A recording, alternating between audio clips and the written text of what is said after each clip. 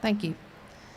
Dr. Edwards, in relation to diabetes, when does a nephrologist normally become involved in the patient's care?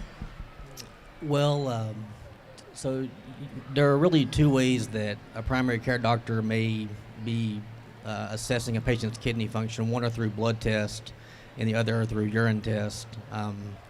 There is a blood component, a blood protein called creatinine, which our kidneys normally filter out into our urine. And so on a routine lab panel, a primary care physician would usually get a creatinine, and there are expected values for that in the blood. So the lower the number, the better in the blood. If they see the creatinine rising, then that may be a sign that the kidneys are being affected. It does not tell us why the kidneys are not working well, but in a diabetic patient, there would be suspicion that maybe that's the reason. The other way that they may gauge the kidney function is through urine test, and so our kidneys have tiny filters called glomeruli. They're tiny. They're about 1 million in each kidney, and they really should be filtering out water and toxins and other minerals, but routinely protein should not pass into our urine. So if a primary care doctor gets a urinalysis and sees really any protein in the urine, that's not normal.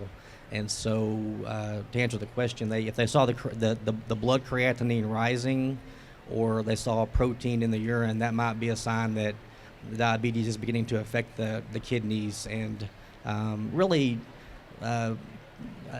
sometimes primary care doctors, they know why it's happening, and they are managing the diabetes, so they can counsel the patient, and there's no need for referral. But I think the next question we'll get to kind of what the National Kidney Foundation and what experts recommend in terms of when to refer.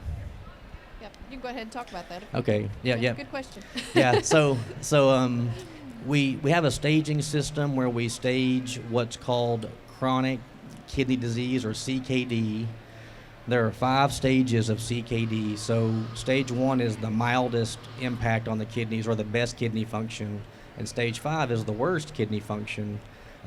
Into which stage a patient would fall would depend upon their blood creatinine and some calculations that essentially give us an estimate of that patient's kidney function. So a person with stage 5 CKD would have a kidney function less than 15%, less than 15%. And those patients typically are on dialysis. Sometimes not, but usually they are.